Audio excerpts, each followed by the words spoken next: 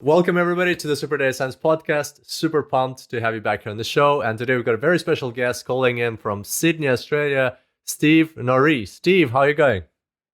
Hi, Krill. Thank you for having me.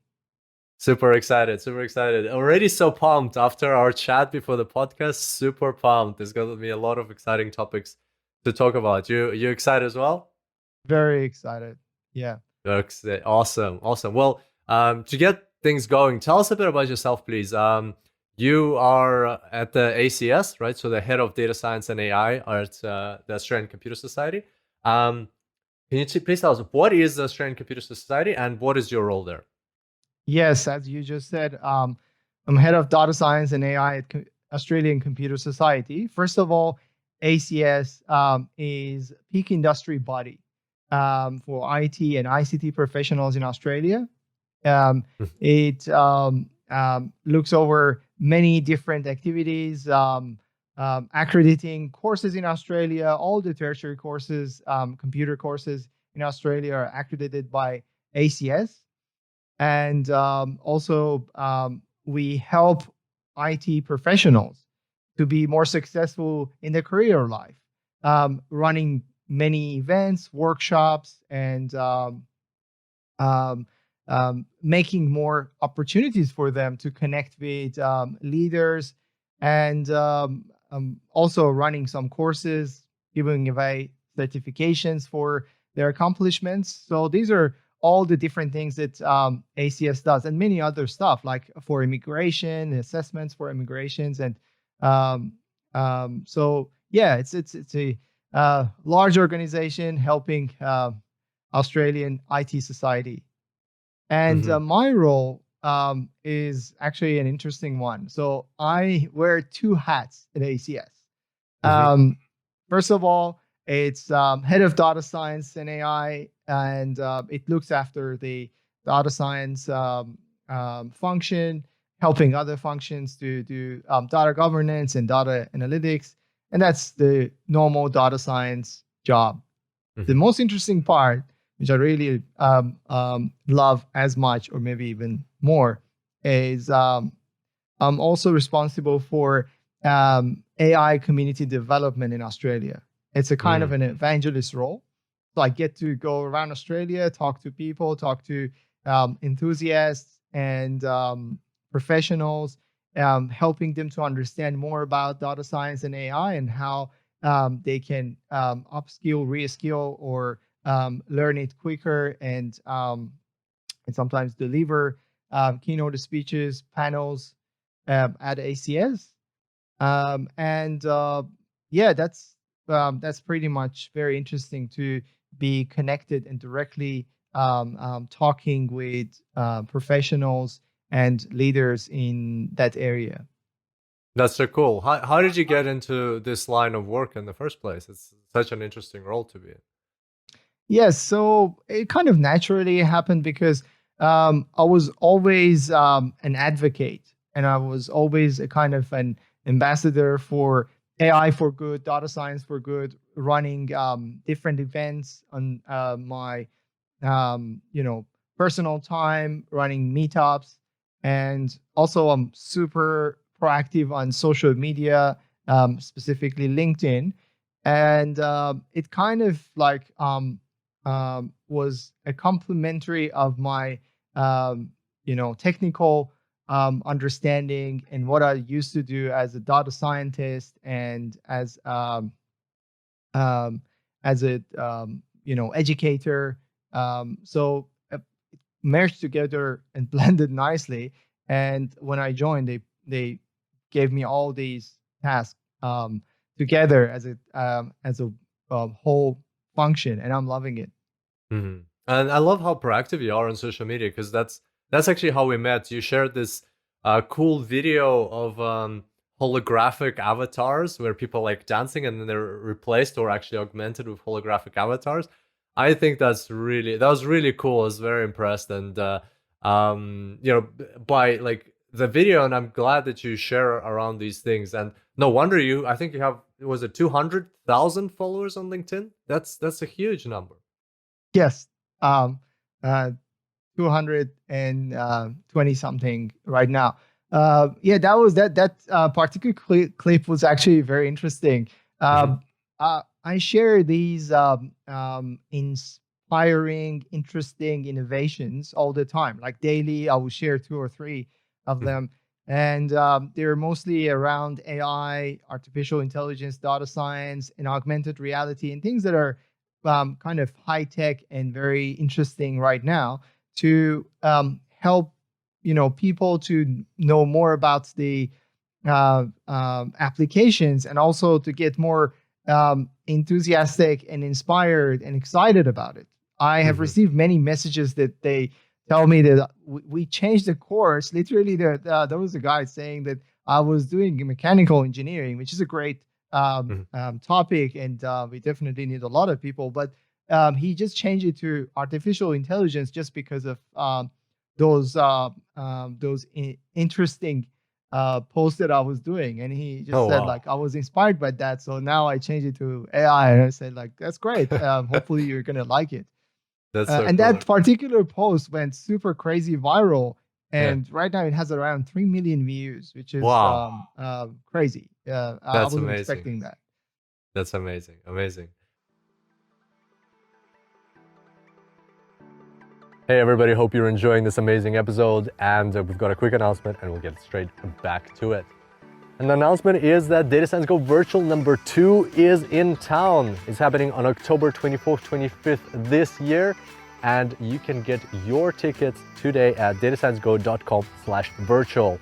And the best part, it's absolutely free. We've got some amazing speakers, amazing workshops for you to attend, and of course the super cool part is that we've got networking. There'll be several 30-minute speed networking sessions where for 30 minutes you connect with a random data scientist from another part of the world, or maybe from your part of the world. You get to chat for 3 minutes. If you like each other, if you want to connect, you hit the connect button, you stay in touch. This was by far one of the top features of Data Science Go Virtual number 1. So many people got such great connections, stayed in touch, and some crazy stories came out of that.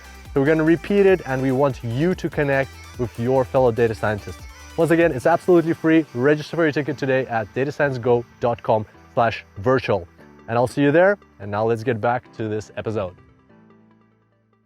And we'll talk more about personal branding and becoming an influencer and why it's important to build a brand, I think, towards the end of the podcast. But for now, I wanted to start on saying, is like as we discussed before the podcast, like it's a coincidence. It was just like I just realized this, that Super Data Science and Data Science Go, our businesses are registered in Australia, our Australian businesses. And Yes. I'm speaking with the head of AI and data science at the Australian Computer Society. I wanted to commend you guys for doing a fantastic job for River City Labs. What we spoke about before is like um, a a place, like it's like a co-working space, but more than that. Can you tell us a bit about that? Because I find it very inspiring, and I know not just in Australia there's co-working spaces like that. They're all around the world, and I think people who are running AI startups or who want to get into the space, who want to progress in the space of AI, uh, will benefit a lot if they go to a place like River City Labs. So if you don't mind, just telling us Exactly. what is that all about? Yes, you're right. So the labs, River City Labs, is part of ACS and part of the labs in general. We have three labs right now in Australia, in Sydney, Melbourne, and the Brisbane is called River City Labs. And the labs are not only co-working space; they also help startups and scale ups to understand how to get to customers, how to grow, and kind of uh, we help them to scale up and become more successful, and then graduate from our labs and just become a corporate. And we had couple of really good examples that were graduated recently. Fathom AI was one of them. I've heard They're of Fathom is a reporting tool. Yes, No yes, way, they came out of River City Labs. not one of the labs, the Oh, one in one of the Sydney. labs. Well, that's so Yes, cool. We use Fathom for reporting. It's like a very affordable reporting tool. Like if you hook it up with Xero, which is a New Zealand company for accounting, and you get all these amazing reports. I didn't know that. That's so cool. Yes, they do a lot of good reporting and stuff, and also but there are other AI and high tech startups that working in the same path. So That's awesome. yeah, it's a place that we want to help the ecosystem, make the ecosystem. So we're not only helping graduates and beginners, we also are helping industry, startups, and academics, and kind Hmm. of connecting all together to make Hmm. sure we, as an industry body, we are helping make the whole ecosystem work nicely together and help each other grow. That's so cool. I attended one of the talks at River City Labs. This wasn't even a talk. This because I had heard of this thing for a few, maybe even years, and I was like putting it off. But then I attended at the start of this year before coronavirus. I think it was in February. It's like once a month. I think it's the last Friday of every month. There's like a pitch night where five or six entrepreneurs in the space of technology get 5 minutes each to pitch their idea to an audience, and there's a panel of judges, and then they get given some feedback, and they told like how they went. So it's a kind of opportunity to practice pitches, and maybe you'll find an investor, if the one happens to be there. I enjoyed it thoroughly. Like there was some interesting diverse ideas. I remember one guy was pitching an idea about using AI to help with robotic limbs for people who lost an arm or a leg, like not just making them more advanced so that they can make more advanced movements and powering that with AI. So yeah, ideas like that or like nights like that, fantastic, I think. Of course. Yeah, no, that's great. That's great. So that there are lots of initiatives. They run a lot of initiatives. Mostly, they help connecting these startups and scale ups to um, customers and also to investors. So that's Mm. kind of very important for them at this stage, that the earliest stage to um, you know uh, become successful. Absolutely. And let's talk a bit about hackathons. So you are an avid fan of hackathons, as you told me, and moreover, you run hackathons. So you ran the biggest hackathon in Australia, and you put it together in a record time. Tell us that story. Yeah, you're right. That's a passion of mine. I was always involved with hackathons. 6 years ago, I participated in the first hackathon, and from then I just loved it. And um, I remember like very proactively searching for hackathons on the internet and trying to find something for the next weekend. I was just so addicted to hackathons that I couldn't just be without any hackathon. So I was just like, if there is any geek people doing some technical stuff together, I'm gonna be there. Uh-huh. And I participated in more than 12 hackathons Wow. before I got too old for hackathons. So then when Too old for a hackathon. there's no such a thing as being too old for hackathons. Let me tell you, it was a joke because a lot of people ask me, is hackathon for graduates or beginners? No, there's not such a thing. Hackathons are for people who are enthusiastic about tech. They want to do something interesting in short amount of time, and they want to have an impact, and also they want to learn from each other. Many good, interesting ideas come from hackathons, and I have stories about that. But um, uh, first of all, when I did a lot of hackathons, then I was a little bit more kind of senior. I wanted to kind of step up into running hackathons and mentoring hackers. So I started mentoring hackers in hackathons. But then when I joined ACS, there was a nice synergy between ACS as a community, as an IT community, and running hackathons for IT communities. So we did our first hackathon, flatten the curve hack during COVID. We managed the whole thing, my team, and also with the help from other teams across ACS, the marketing team and membership team. They all came together very nicely during 9 days. We literally had 9 days to pull it off. And Wow. at the end of the day, we managed to get around 2,700 people across Australia, New Zealand. to work together, come up with solutions for problems that we have in the pandemic, education, businesses. Everybody was kind of impacted by COVID. We were still kind of in the same situation, but back then we wanted to have early solutions for the problems. It's like Hmm. how we can help medical centers, how we can help these businesses that has been affected and now closed down, how we can help the education centers and medical center and all of them. So um, we um, we managed that hackathon within 9 days. They had only 48 hours to deliver the solution. And on the back of the hackathon, uh, we had very interesting ideas. Especially, we had 3 startups out of that particular hackathon, Wow. and that's very interesting to see. Like some of these people even didn't know each other. Mm. They came together during the event. They were enthusiastic about the same vision and same mission, and they started working together. And finally, they came up with a nice solution that they were happy that this will have some impact. So they started a startup after the hackathon, which I'm proud that I've been involved with that. And then from there, we managed another hackathon, the first Australian and New Zealand Defense Force hackathon, um, um, and that was also a very interesting one. It was we had around 1,000 people involved, and people got enthusiastic about it as well. The last hackathon I was involved with, that was a global AI hackathon. We had many AI influencers as a judge and mentor there.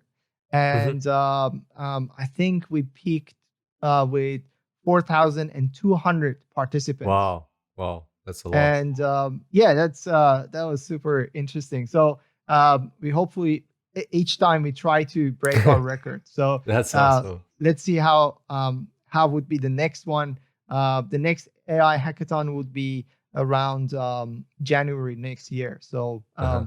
and we're already planning for 10,000 people. Wow. That's really cool. Uh, I'm assuming these are running virtual. What how does a virtual hackathon run? Like how do people get together, get to know each other? Like what does it look like?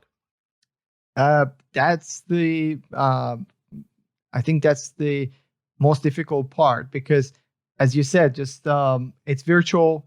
They if they've never met each other, they need to literally um, meet, talk, and form a group within Mhm. this 48, 72 hours. And I guess that's the most complex part. So we try to run a lot of different things. Um, um, First of all, we give them some time to mingle and talk and see if they can find people with the same mindset. Also, we make a lot of channels on the Slack Mhm. that has specific reason. For example, if you're a team looking for a data scientist, this is the channel for it. If you're a team Mhm. looking for a programmer, this is another channel. If Mhm. you're a data scientist looking for a team, that's another channel. So you can find channels specific for reasons, and then it will kind of help people because 4,000 people, like if you just put them in a place and say, "All right, guys, you figure out how to do the job," that's not going to happen. Mhm. You need to nurture them, and thanks to our mentors, we had more than 200 mentors Mhm. Wow. and the Slack channel because the 4,000 people needs a lot of mentors as well. They're Yeah. like they have a lot of questions, and if they just each one of them asks 2 questions, that will take ages for me or my team to answer, right? Yeah. Yeah. So what we did, we also made a really nice hierarchical team of mentors that like we had mentors on the ground, and then we had lead mentors helping mentors, and then we had chief mentor helping the lead mentor. That was super interesting, and they kind of came up with ways that they could engage with these participants and try to make the connection happen. Hmm. Still, that's still a challenge. A lot of people will not find the team. So at the end of the day, we had to make random teams if you literally Hmm. have Hmm. no team and you're running out of time. Interesting. Where did you find the mentors? The same way we found the participants. So we put Ah, ads out there. And it's like, if you're enthusiastic about hackathons, but you don't want to participate and you have limited time, because mentors wouldn't need to be available for the whole time. They could yeah, just um, kind of touch base with their teams once or twice during the hackathon for a couple of hours. That would be fine. But if you want to participate, then you need to be available for yeah, yeah, 48 hours yeah. because the team needs you, right? So I guess we just made it clear that if you're happy to be part of it, but you don't have the time, then this is for you. And we got more than 200 people, and then we selected the ones that are more senior because we wanted mentors, so they need to have some knowledge and experience to Hmm. do the job.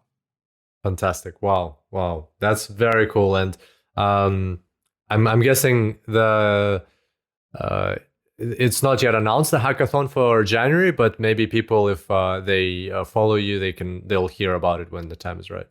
Of course, yeah, it is not, as you said, it's not announced. It's not the dates are not set yet, but it Hmm. will be around January. And just follow me on LinkedIn.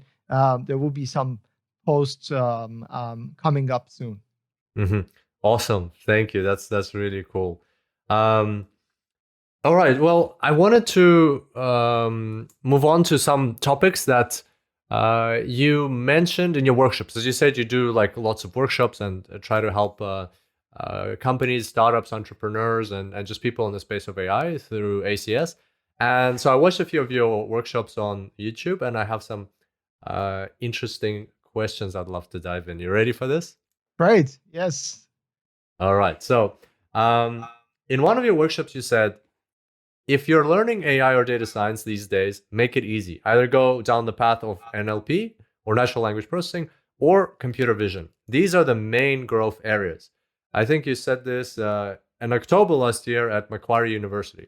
Um, can you elaborate a bit on that? Is it still the case that NLP and computer vision are the main two areas, and why these two areas?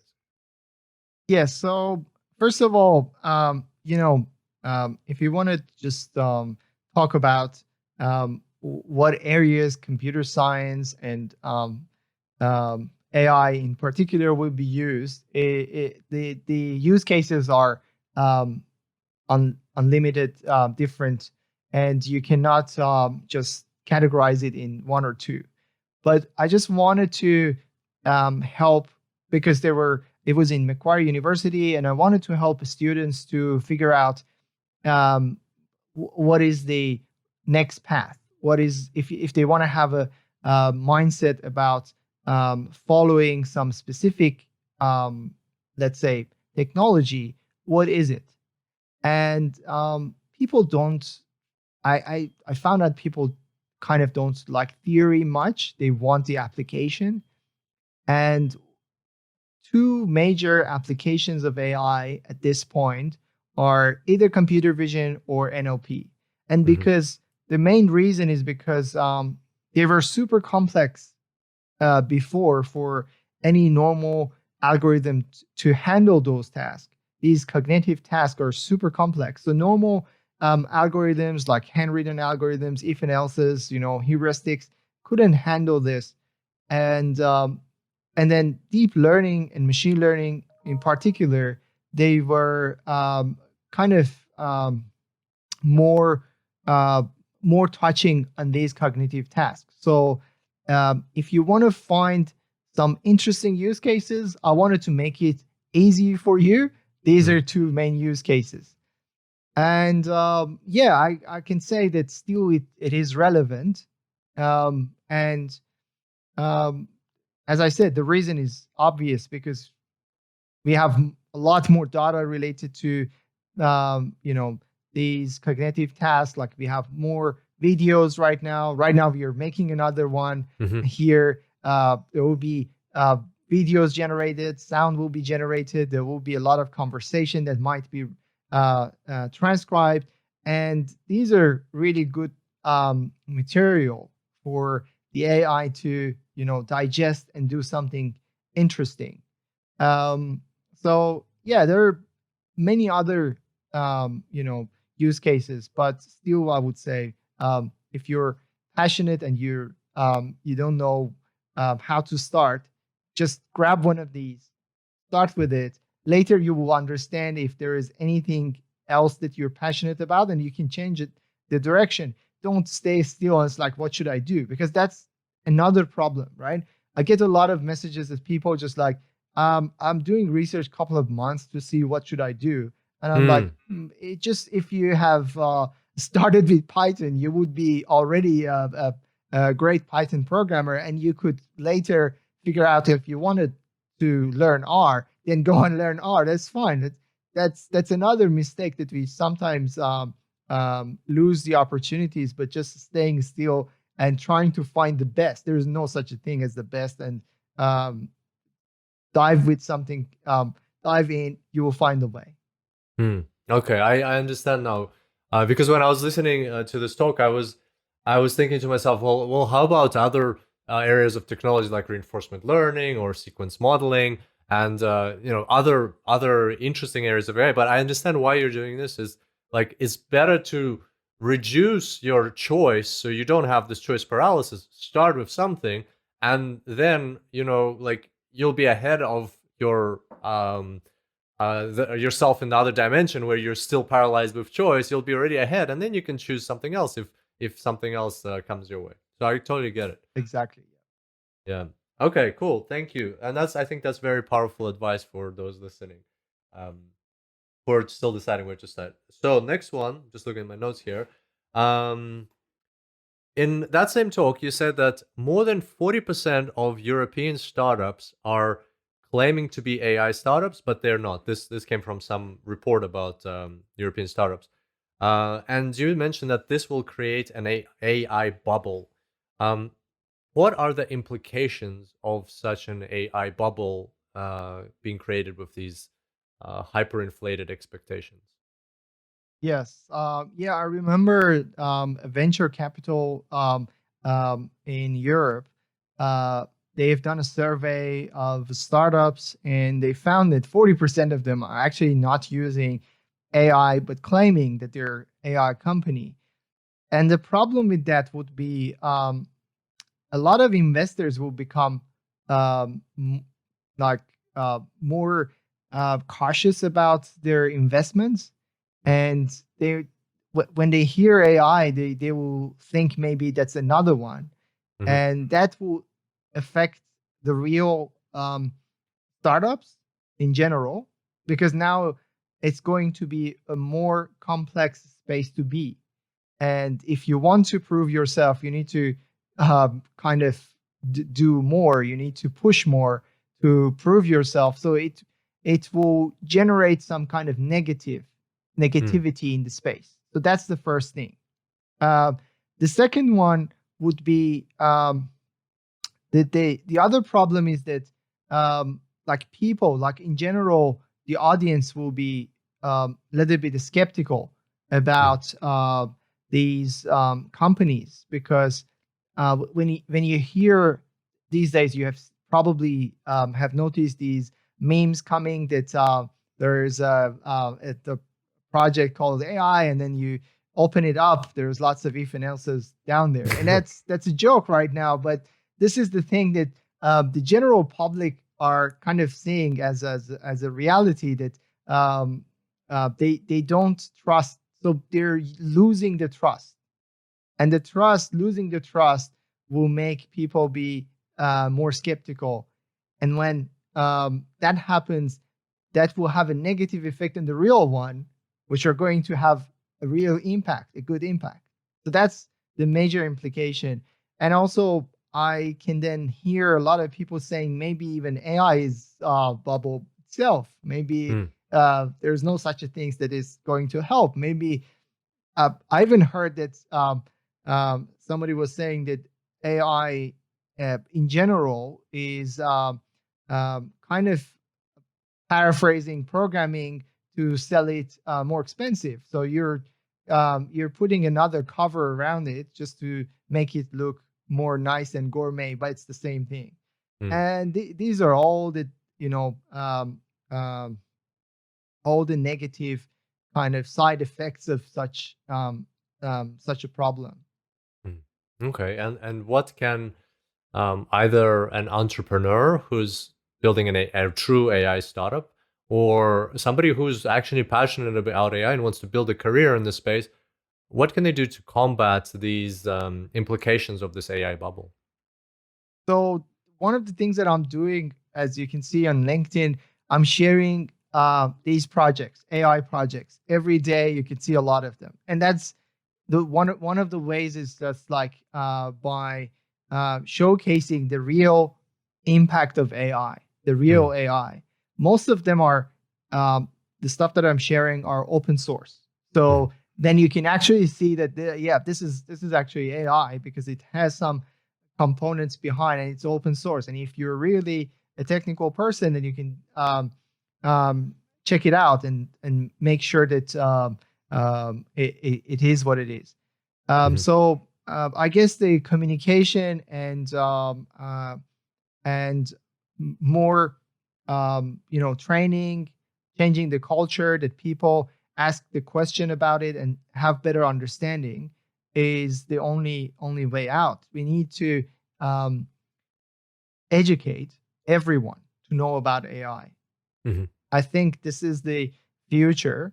And what we need to do as a community and us as an ACS or me as a person who is involved, I need to educate everyone about AI. They need to understand what is called AI and how to identify the products, how to identify the impact, what are the implications and what are the complications of AI. So this is something that I'm doing proactively on social media, and I assume that everyone who is passionate about AI should do the same to educate everyone about it. mm. That's an interesting philosophy. It almost feels like collectively, if we are truly excited and want this field to succeed, then the way to combat this AI bubble is to act as a filter. Like to take look out for news about AI and assess it through our knowledge and understand. Okay, this is really AI. This is not really AI. This is somebody calling themselves AI Yes. to increase the value of their startup, and then actually just sharing the true AI, and like it's like a collective knowledge filter of the all the news that exists out there. Yeah, totally. Because um like this is so clear that the AI has value and Mhm, it will generate a lot of positive value for any businesses and for mhm, society as a whole. And to have any negativity around it will be so devastating for me as a person. mm, So that's the reason that I would like to make sure that educating part is the main thing, and everybody will know about it. Then, if there is a bubble and if there is a startup that claiming it, and then it collapses or a project that doesn't work, it will not be seen as the AI in general, mhm. and it will be looked as one example or use case. Okay, gotcha. Um, Speaking of AI startups, you mentioned that, and I think this is in parallel to what Andrew New was talking about, that strategic data acquisition is the core building block for creating an AI company. Um, what is strategic data acquisition, and can you please elaborate on why it's so important? So if I want to just make it a little bit easier in a layman terms, AI is pretty much um, equal to machine learning to me. Mm, I don't want to talk in kind of academic terms. It's like what are the differences and what are the similarities. Let's agree. I'm not working at university anymore. I used to be a lecturer, now I'm working in industry. So I want to say that AI is pretty much machine learning. And if we agree on that, then machine learning needs data. So Mhm, you cannot have any machine learning without data. That's period. Like we mhm, don't we cannot run any algorithm on nothing. So um, then you need to capture the data in order to run your machine learning algorithm. So data acquisition is a kind of a base for any AI project. mhm, And if you have your huge AI team of PhD graduates waiting in a room and you have no data, you don't have an AI. You will not have an AI until you start with the data. So if you get back to data acquisition, a lot of the companies are actually struggling to get the meaningful data that can generate some insight. So let's say if they're working with customer and like it's not easy to ask for customer to give you all the information and personal information and consent to use their data for some business related um, projects. It is something very complex. A lot of people are skeptical. um, I have heard that a lot of people are saying that like why Google is looking at our search. We are not happy about it. They're investigating in our personal life, and that's the reality. This is the conversation, right? I have talked about it, and I have heard about it a lot. So these companies need to be very strategic about how they want to collect those data, that they can also keep their customer happy.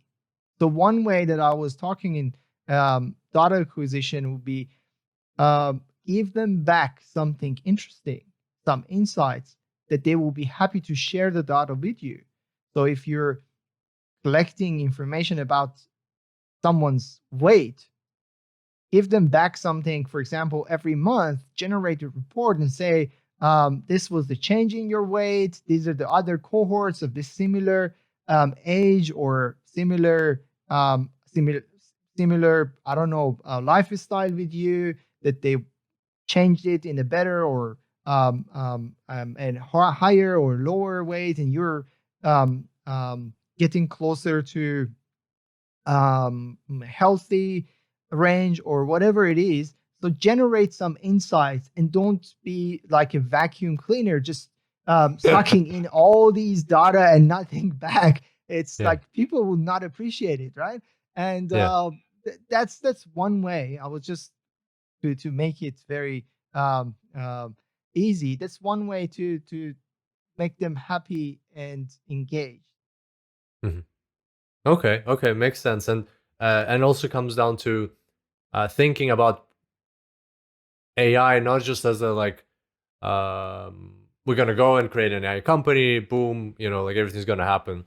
Actually, putting it part of your as part of your strategy or business plan. How are you gonna acquire that data? Like, what there's a certain, as you said, there's certain considerations that need to be taken into account, like privacy. If you're in Europe, then there's the GDPR, which are all incentives, or which are all uh, things that are created. Uh, these policies are created to help protect people's data, right? So you need to think in advance.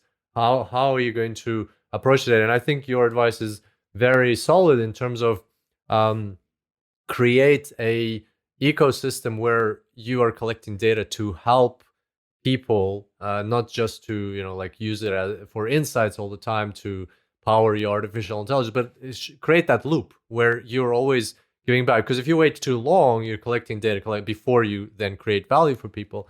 Um, you might not have a company at all in the end. Yeah, exactly. That's a great summary. Mm. Awesome. Okay, thank you. That's so strategic data acquisition should be an important part of AI startup thinking. And let's talk about explainable AI. In one of your talks, you said, what I understood was that sometimes AI is not it should be explainable for sure, like whether it's legislation, whether it's court proceedings, or like making legal decisions, especially. And it would be perfect if AI was explainable in all cases, but sometimes it's just not going to be explainable. It's really hard to get it to explain, but it's maybe even impossible. And so the question is, are we just ready to accept and move on? Accept that sometimes it won't be explainable. And you said an interesting thing. You said that I don't think we're ready, and especially in Australia. Could you please elaborate on that? Yes. So, because this explainability was a hot topic. I mean, still is a hot topic, and a lot of people are talking about it. And we need to make AI explainable, and otherwise we shouldn't use it. And I understand that to some extent, but to be clear about it, um, uh, I don't want to make it so complex. But let's say um, AI cannot be explainable 100%. There's no such a thing Mhm. because of the complexity. Like if you think about a neural network, um, learning things about a image, it's if it was so easy, we could use normal algorithms to understand it. We could use some heuristics to understand those little bits and pieces about the image. So the explainability is not going to be 100%, but we can get away with some understandings. We can generate some understandings that is understandable by humans. So that's there. So let's agree that 100% is not going to happen. Um, but the other problem is a lot of people they believe that if they cannot understand everything, little bits and pieces in the model and how it works, they shouldn't use it. And that's the other problem. um, there are lots of examples out there, but I'm going to use airplane example. We are all using airplanes to do travels very, very frequently around the world, but actually we don't know much about how it is being built. We cannot build it ourselves. Definitely, there are lots of complex little bits and pieces that we will never understand. Yet still, we get in the plane happily drinking the coffee and waiting to get to arrive. That's the thing. So why it's happening? It's because we trust airplanes to be safe just because it has been tested a lot. It has been tested a lot frequently by um, people that are um, trusted as technical people, right? So that's the same thing for AI. We need to trust the people that are technical, that they test it, and then we need to use it as a tool. And I have seen a lot of people. I have seen, unfortunately, a lot of people that they don't trust it. They don't trust it based on the example and based on the test. They just say, "I need to understand the exact little bits and pieces until I use it," and that happens in many industries. For example, I used to work in a fintech company, and financial um, um, advisors specifically, they were asking how this AI is predicting blah, and like how its AI is predicting how much you should invest. And I need to see a formula that has A, B, C, D in it, and then see how it came up with the formula. And I need every details. And I'm like, it's not going to happen. You cannot have such a thing in that detail. You can see the result and see if that works. If that doesn't Mhm. work, then the data is wrong, and you can just go into the some other phases to make it right. But if you just want to shut it down just because you don't have all these details, then you're missing out. So that was the Mhm. major thing that I mentioned because I was working in that industry and I was dealing with many people across different industries that they were not happy if they cannot understand the details in the model or how these predictions or result has been generated. Um, I think we will get better as we use AI and a daily basis, and we understand it was AI that we were using all the time. So that's good. That's the education part that I talked about. As we can see that um, people are using Netflix, and Netflix recommends movies that are particularly interesting to you, and that's that's AI. And if people understand that's AI and they're using it daily, then they feel a little bit more comfortable that, oh, okay, it seems it's working, and Alexa is talking to me, giving me some good advices. And I don't know, my let's say they're using some fancy Tesla models, and they're using these autonomous um, uh, functions and features, and like they're enjoying that and they're trusting it, so they're getting there. But I think it was last year that I talked about it. I wasn't so sure that people are yet there ready to accept it in the workplace as a replacement.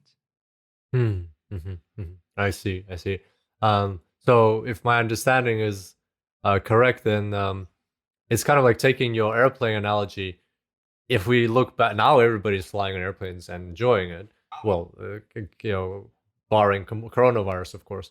But when airplanes were first, created by the Wright brothers, like a long time ago, um, people were probably very skeptical of getting on the first plane. And I remember the elevators when the first elevators were created. People were like, "Whoa, this is not going to, this is too dangerous. I don't want to get in this thing." And people were skeptical. But then as time passes, people become more and more comfortable with it. Is that about right as a summary? Exactly. Yeah, that's right. That's why um, I'm always emphasizing on education, and that's why I'm sharing all these examples daily, because I think that's the only way to get out of this. That's the Yeah. only way. If people understand how AI is impacting their life and how it is used, then they will. That's the moment that they will start trusting it. Gotcha, gotcha. And this is actually a good segue to our final part that I want to talk about on this podcast, which is personal brand, like creating a personal brand. And I know this is something you're passionate about, and you've done extremely successfully in terms of creating that brand and maintaining it. That you do help a lot of people with your posts, and yeah, I think you're a Forbes contributor as well. So you're like your recent article was about where you find great NLP courses for 2021, which is another form of like sharing, aggregating knowledge and sharing with others. Why would you say it's important for everybody to look into building a personal brand in this space? So first of all, um, everybody in the digital world needs to have an identity and needs to connect and interact with people. We are social people. And Mm. in a normal world, you talk face to face, and people will know you based on the interaction they have with you daily. But in the digital world, it is not possible for you to talk face to face with everyone. Um, uh, I cannot literally have a long conversation with a couple of 100,000 people. So what I can do, I can, in order to understand the others and in order to them to know about me, I can make a personal brand. So by personal brand, I mean the perception of you and and how you would like people to understand you as a person. And this is what I'm really passionate about, because I would like people to know me as a person who inspires and empowers people um, in AI and data science. That's the main thing I would like to kind of communicate. And I'm actively working on both sides. So I share a lot of interesting projects, innovations for inspiration. But then I share things like the Forbes article that will tell people how to learn, where to learn, how to upskill, and that's for empowering. So that's kind of um, the way I'm focusing on my personal brand, and I'm the way that I am showing how I'm contributing to the society. And it is especially important for beginners because they want to find a job. And if you're looking for a job um, these days, um, hiring managers will highly likely will search about you, Mhm. and they will find your digital footprint to understand about you. And Mm. that's where your personal brand will kind of show, because when you have a lot of GitHub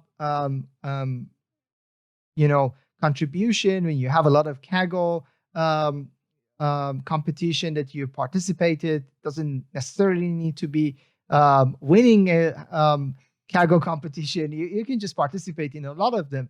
And that's also showcasing your technical knowledge. And also it will be as kind of a soft skill, showcasing your soft skills, that you are a person that will push, that will, would like to learn, would like to engage, and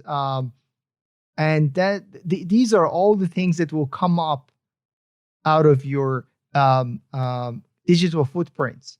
And by putting them together, you're making a brand for yourself, that um, how you would like those HR manager to see you as a data science enthusiast, for example.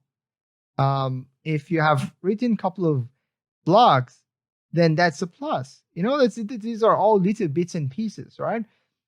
So that's what I'm doing right now on social media. I'm encouraging people to engage more, to be more active, helping each other, and also to make contributions to open source, because these are the way that you can showcase your knowledge, your understandings, and definitely that will hugely help you to find a job. Mm. I completely agree with that. And it's just an example. We were hiring a data analyst at Super Data Science a few months ago. And so for all of the candidates, I would, first thing, I would not even look at their CV. I would go to their LinkedIn, see what are they up to, like what are they doing. And the candidate we ended up hiring, one of the biggest things that stood out to me, I clearly remember to this day, is that she um, ran workshops. She was very passionate about like teaching the stuff she knows, like data visualization. She wanted to give back, and she was not only doing the work, but she was teaching others. And to me, it's a huge indication that you know what you're talking about if you're able to teach it. Because if you don't really know, if you're like kind of shaky on your grounds, then you're probably not going to be confident enough to go out there and teach it. It's going to be like a taboo for you. You first need to learn really well. So for me, that was like, boom, a huge plus, as you say, right away. 100%. Yeah, that's something that uh, people are understanding more and more these days, that they need to be more active on social media. They need to be more active on contributing to other projects and helping others as well. And that's actually great. That makes the community to work together and learn from each other. And I'm actually doing very soon. I'm going to make some courses about it, run around some workshops about personal branding and how to be more active on social media, how to make your social media profile pop, and also engage more with your audience, have the focus. And these are the stuff that I think it will be interesting for everyone, not only job seekers. It can be interesting even to professionals, especially to people who would like to accelerate in their career. Mhm. Absolutely, absolutely. What would you say? So first of all, do you have a what's the best way for people to like get involved in these workshops or courses when they come out? So Around November, I'm going to announce the workshops and courses. So just stay tuned and search my name on LinkedIn. Uh, the, there are not many Steve Norris on LinkedIn. That's easy to find. And follow me on LinkedIn. I will share it very soon. And apart from that, if you follow, you will get a lot of other interesting stuff. Hopefully, so stay tuned for courses and workshops. Workshops, some of them are going to be free as well, and hopefully people can get something out of it. Can learn something that will help them to accelerate. Awesome. Are you going to run any of those virtually? Yes, all of them going to be virtual because of Oh, fantastic. just having my followers are across the world and my connections are kind of scattered around the world. It's very difficult to kind of run it in person. I would like to scale it up and help as many as I can.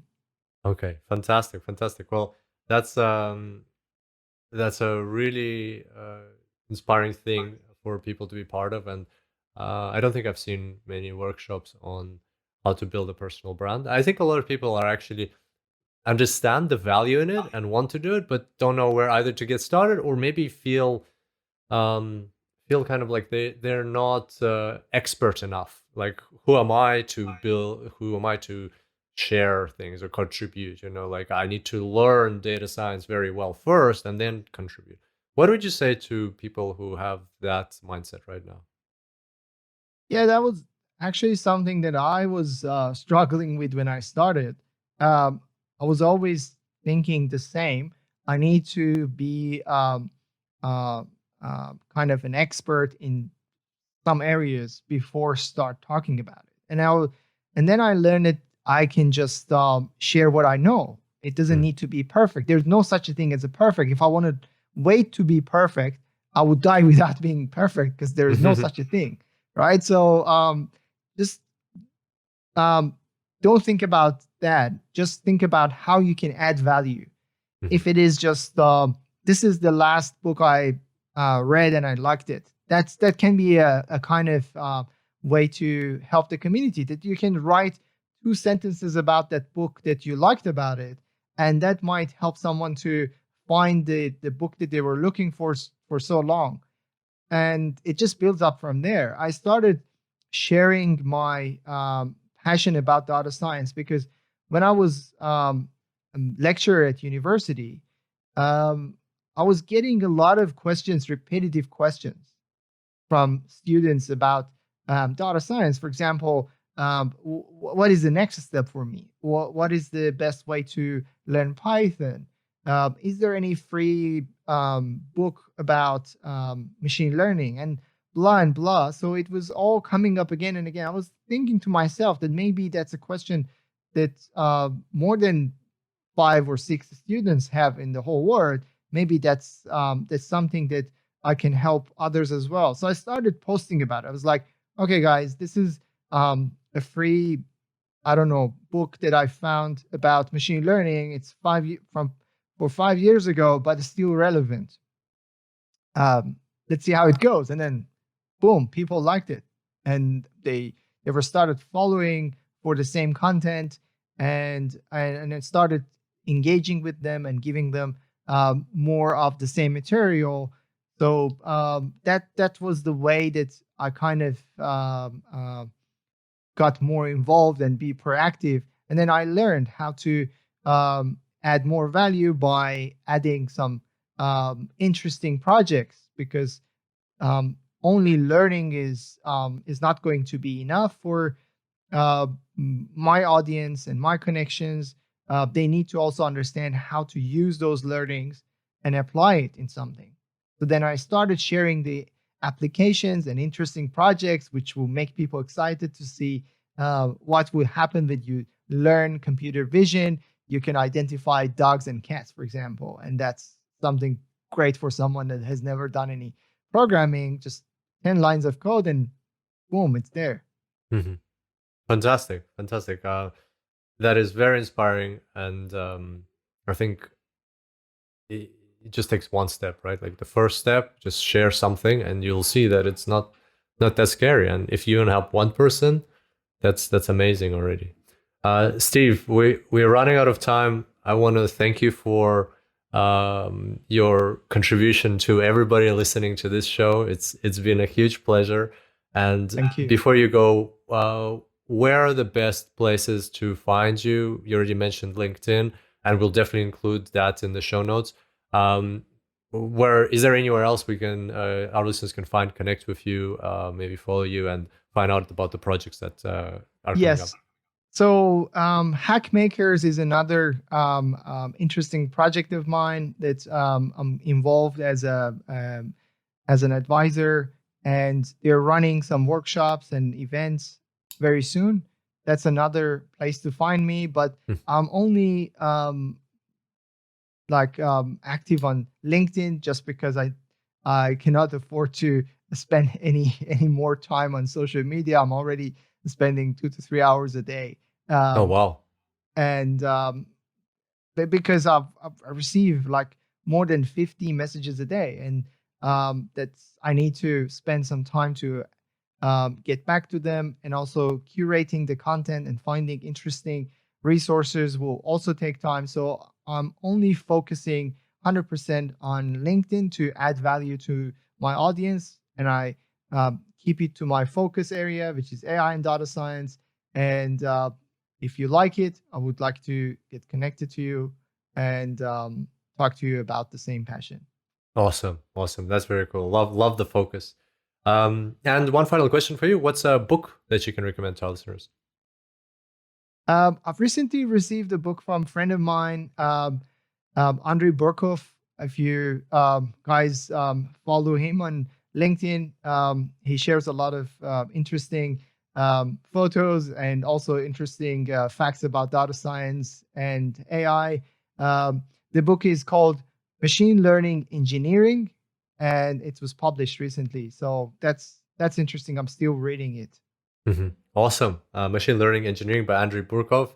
Another great person to follow. I follow him with some photos he shares and cool, and some memes. He shares memes sometimes as well. Exactly. Awesome. Steve, thank you so much for coming on the show. It's been a huge pleasure, and very excited about all the things that you're doing for the world of AI and data science through ACS, and personally as well. It's a pleasure to know about it, and inspiring. I'm sure it's been inspiring to everybody. Thank you very much, Corey, for having me. So there you have it, everybody. Hope you enjoyed this podcast and this conversation with Steve. And I definitely did. I definitely got some valuable takeaways, and I loved the flow of our conversation and how we covered off quite a few different topics in the space. My personal favorite part was Steve's experience and stories with hackathons, how he's participated in many of them, and how he's run several already with the Australian Computer Society. And it's just exciting and inspiring to see how many people are participating in the thousands. So they ran the largest one in Australia, then the global one.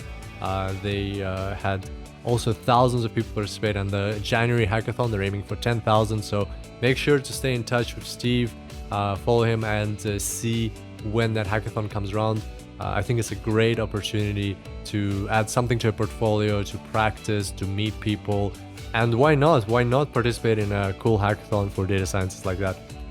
So as usual, you can find the show notes for this episode at superdatascience.com/409. That's superdatascience.com/409. And there you can find the transcript for this episode, any materials we mentioned on the show, plus the URLs for Steve's projects and his LinkedIn, where you can keep in touch, stay in touch with him and see what things he shares. He shares some pretty cool things on LinkedIn. And if you enjoyed this episode and you know somebody who's starting out into the space of data science and artificial intelligence, then share the love, spread this episode with others. It's very easy to share. Just send them the link, superdatascience.com/409. And on that note, thank you so much for being here today. Really appreciate you spending this hour with us, and I look forward to seeing you back here next time. Until then, happy analyzing.